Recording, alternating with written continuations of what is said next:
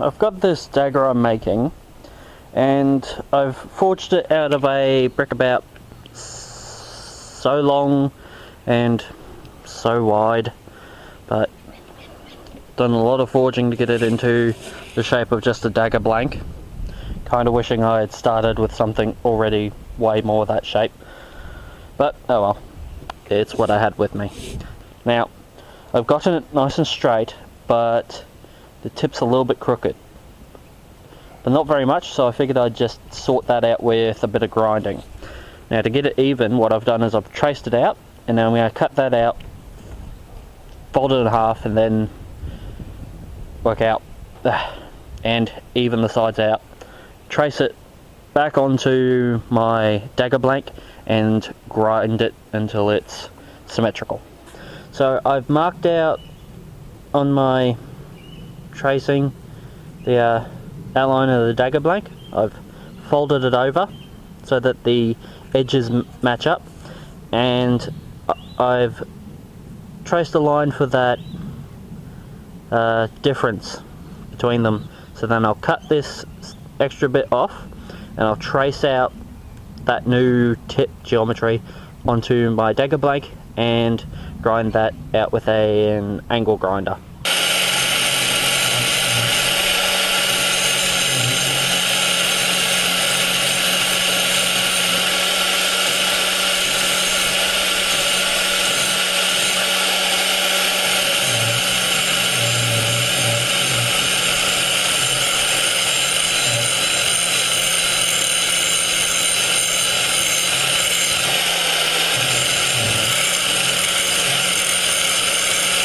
I'm going to do some light beveling with flat discs. Actually, why don't I just get the lanisher out? Right, so I've ground the bevels onto my dagger blank and evened up both sides. I also evened up down here. I took a piece of 1 centimeter square stock, and I've worked out the center, and I've started a small notch in it with the chisel just working cold, because this is mild steel and the chisel is tempered tool steel, so it's able to cut into this.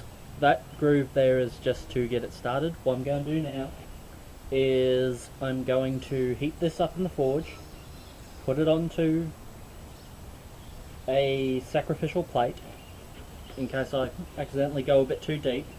I'm going to be putting these plates over my anvil. These are sacrificial in case I go too far. Don't want to cut into my anvil.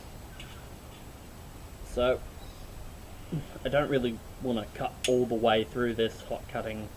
Want to get it down as far enough till I can kind of see it starting to poke through, then flip it over and finish the last little bit coming in through the other way. But I've just put that little groove in there so that I don't have to worry about getting it perfectly aligned while this is glowing red hot. I can just put it in, I can just put the chisel into the groove and hammer down on top of it.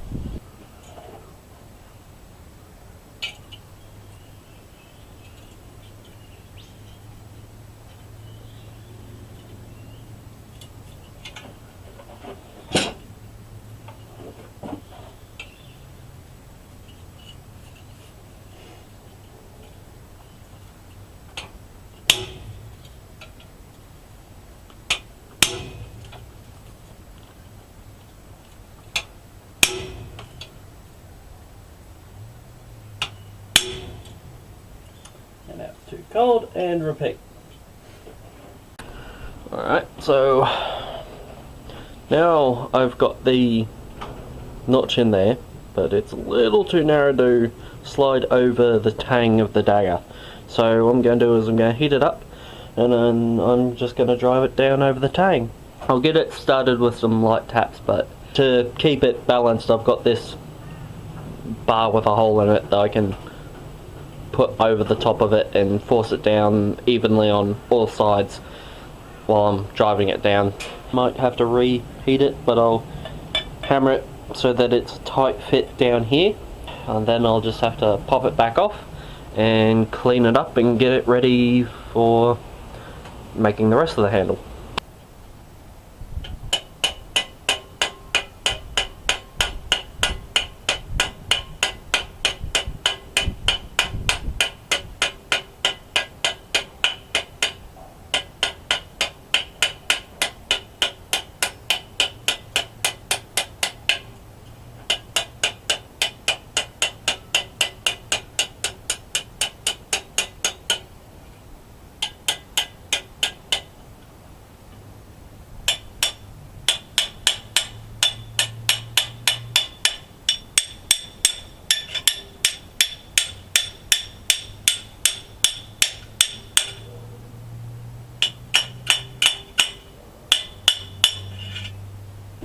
I've gotten the crossguard to fit straight with a bit of tinkering and fiddling around, and cleaned off the tang, polished it up. I polished up the crossguard and then I etched it with a black etching product called Blacksmithing.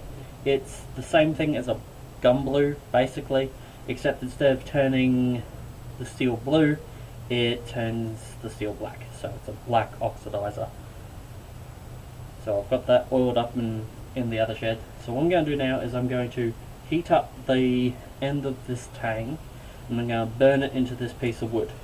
I've already drilled as deep as I can with a drill bit just a little bit smaller than, you know, this, just to get it started, but you know this process, you've probably seen it tons of times before.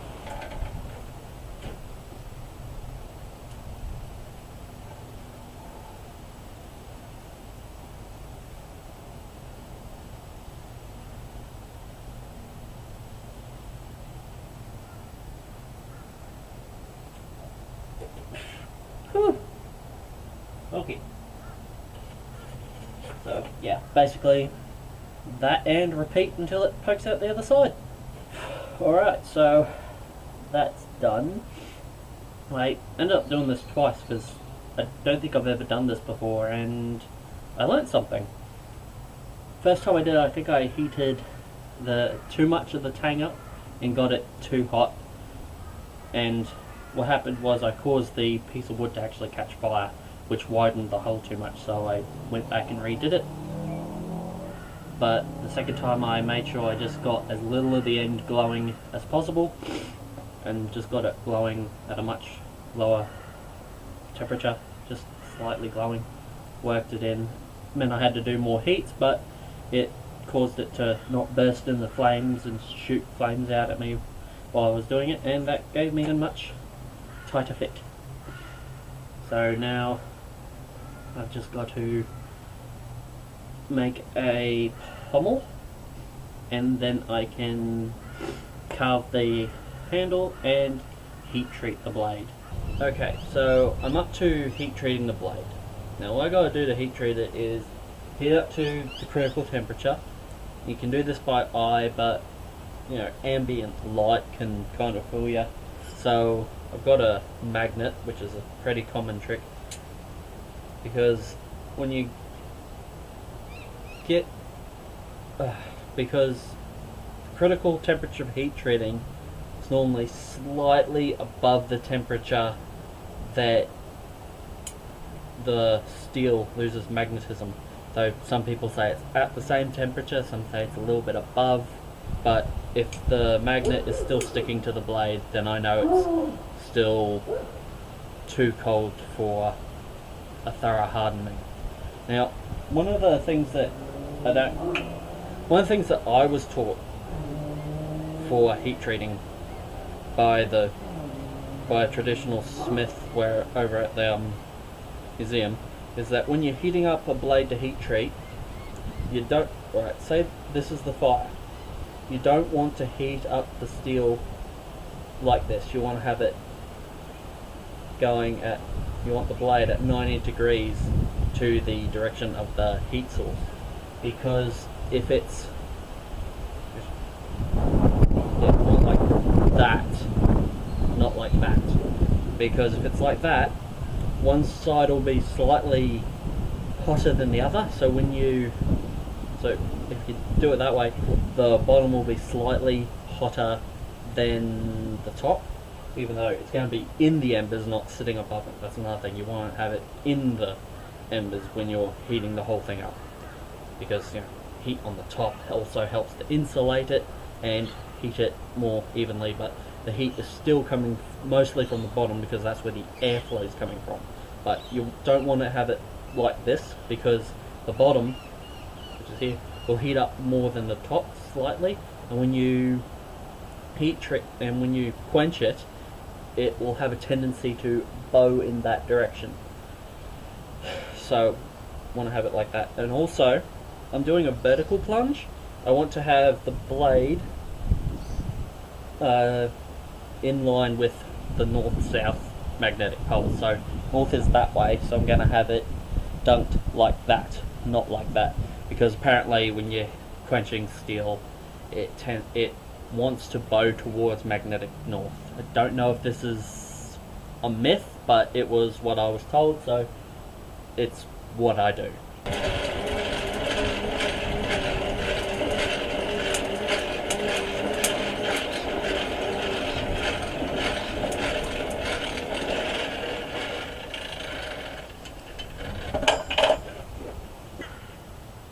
And there we go. It'll be heat treated, well, hardened about that section. Still needs to be tempered, but it's still a bit hot at the moment. Just keep it cooling down in the oil. You don't want to keep it out of the oil for too long, because residual heat and the rest of it can affect the hardening. If the colours start to run, you could end up over annealing it. Of course, we're going to be running the colours through it, but that's something we want to control ourselves. Make sure it's nice and cool. And now I just got to polish it up so I can see the steel, and then I can watch the colours run on it. But first, scratch test. You hear that? The edge of the file is just skating over it, and the file skating over it, which means it's harder than the file, because then the file cannot cut into it, which means it is completely hardened.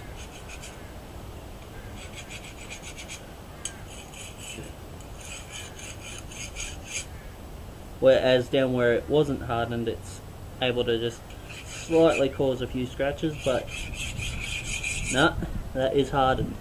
Right, so I've got to clean this up, get it polished, and then we can run the colours through it to, I'm thinking a dark straw, maybe even a light blue, because it is a weapon. You do want more durability than something like a dagger. You probably want a bit more durability, and some swords and of course armour was heat treated to a blue temper as opposed to a straw temper like you would with knives. So I might run it till it just starts to get a bit dark, maybe a little blue, just for the added durability, because it is a weapon, of course. Well, it's a stabby weapon. Edge retention is not as important as it not breaking. Alright, so polish up the blade so that I can see it, and that's so that I can see the colours run, because I'm about to temper this the old-fashioned way. Well, one of the old-fashioned ways. You see a lot of people on YouTube, they'll get to this stage and then they'll put their blade or whatever they're doing into an oven, and they'll preheat it to their tempering temperature, and they'll leave it in there for an hour until it's all changed to whatever colour they're chasing, so that they can temper it that way. That's fine unless you don't have a big enough oven, so it won't really work for huge swords unless you've got a really big oven. I have seen one guy used a pizza oven. Oh well. But the way I was, well actually I was taught two ways to temper, and they're through conduction. So I'll either put the blade onto embers or onto a piece of steel that I've heated up till it's really hot, and I'll just keep moving it until I watch the colours change. Now you need a lot more light for this, so I got myself a nice bright torch, because you need to be able to see the colours changing. So not so good because my forge is nice and dark, so I can judge colours more easily. I'm using the ember way of doing it today. I don't really ever use the heating up a piece of steel and then sliding it across it technique, but alright, I'll just bring it along for this. Oh, and you will want to keep some water nearby in case it starts to get a little bit too hot. You can quickly just cool it back down. Alright, let's do this.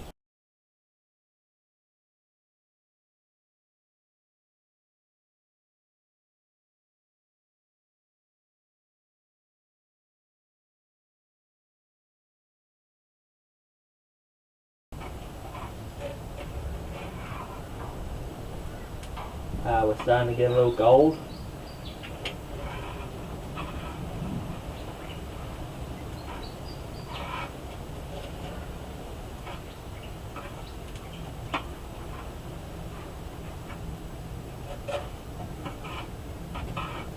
Definitely gold. Getting a little blue.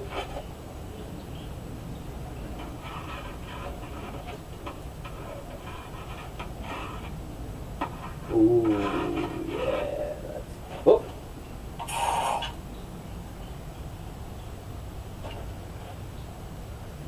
So there it is. It was only hardened for about that much of it, so that's the nice and blue bit now. So that's closer to a spring temper, and of course the lower section didn't get hardened, but I still brought it up to a nice straw colour just so in case there was any hardening I didn't over harden it in this section, so it's nice and durable through here as well. You know, I don't claim to be an expert on this, but you know, that's just hand tempering. Not quite as uniform as doing it as an oven, but this is the more traditional way of doing it, because I'm still not an expert at it. But yeah, I can do it functionally. So now I just gotta polish this up with some nice whetstones, get it all fitted up, and then I can assemble my dagger. Alright, so here we go. Did I show you how I made the pommel? I don't think I did. Well, what I did was I got a piece of round mild stock and I just ground it into, I just grounded disc off with it. Beveled the edges, polished it up, etched it with some more of that black magic stuff, and I carved out a handle for it. It's just pine. I'm wishing I had used a much harder wood, but I don't have any that's cured. Otherwise I would have, because I kind of flared out the top of it, but I can probably trim that up. It's a bit loose. This is my first time peening anything like this, so didn't turn out all that great, but yeah, I drilled a hole through the pommel, cut the end of the tang off so it had a few mils sticking out the top. I countersunk the top hole in the pommel just so that it could flare out and fill out that little groove and get a more flush end after it had been peened, so that's a bit more flush than if I had not countersunk the hole a few mil first. But seeing that this is my first time peening, it didn't quite go on as tight as I had really hoped. I'm not entirely sure what went wrong with it, but you know, it's handmade. Yeah, I don't claim to be a master smith or anything, but it's alright, I guess. Before I peened it on, I coated the tang in max strength of 2-part epoxy and filled up the gaps. Oh no, don't open up on me. But yeah, I'm just gonna make sure it's on nice and tight, and hopefully when the epoxy sets it'll be rock solid. If not, I'll just have to try and add more epoxy. I know that's kind of cheating, but the end cap's definitely not, the pommel's definitely not coming off with that peening, but it's still got a bit of, the rest of the hilt is still a little bit loose and wiggly, so I'm just trying to tighten everything, make it a bit, I'm just trying to make it a bit more solid with epoxy. I mean, it is functional, but, you know, it's not nice having a wobbly, it's not nice when there's a bit of give in your hilt, but yeah, that's it. And so I'm just going to pop this in a vise and leave it to cure. And of course I hand polished it. I gotta get me a better linisher with some better grits, because hand polishing is a lot. It's a bit of a hassle, and kind of shows up a few little low spots, but yep, that's it. There's my medieval dagger. Hope you enjoyed this video. I've decided I'm not a big fan of peening after doing this, so I think I might be sticking more towards things like Krieg messes and sabers and other swords and stuff like that. Actually, I got tons of projects to do: axes, warhammers, swords, and other tools. But alright, hope you enjoyed this little video. I guess this is the part where I asked you to share on Facebook, but let's face it, you're probably not going to do that anyway, but whatever. Alright everyone, see you.